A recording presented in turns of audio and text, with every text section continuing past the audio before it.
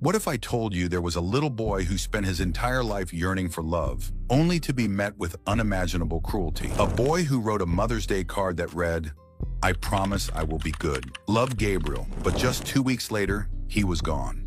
Brutally tortured and killed in a case that still haunts everyone who hears about it. This isn't just the story of one child. This is the story of a system that looked the other way, of adults who failed him, and of a society that needs to do better. The story we are following in court, the mother of 8-year-old Gabriel Fernandez, who was beaten. Before we start, I want to warn you, this case includes graphic details of child abuse that may be triggering.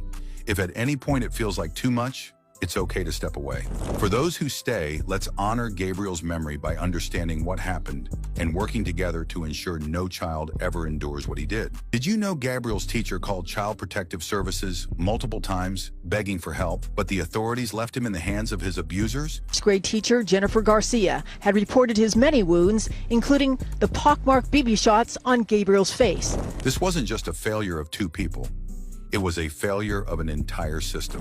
Our story begins in Palmdale, California, a community known for its struggles with crime in the early 2000s. This is where Gabriel's mother, Pearl Fernandez, grew up in a tumultuous and abusive household.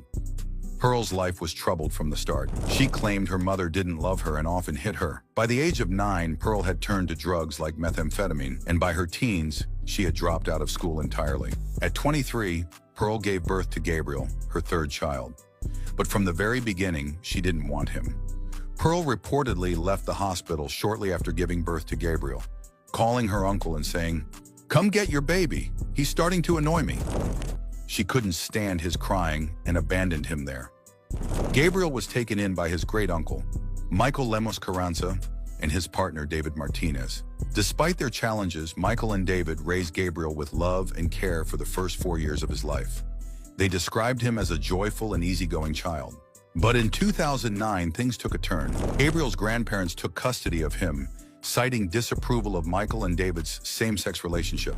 For the next few years, Gabriel bounced between homes, living with his grandparents, while Pearl's other 2 children, Ezekiel and Virginia, stayed with her.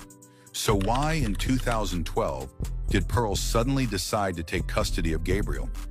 It wasn't out of love or maternal guilt.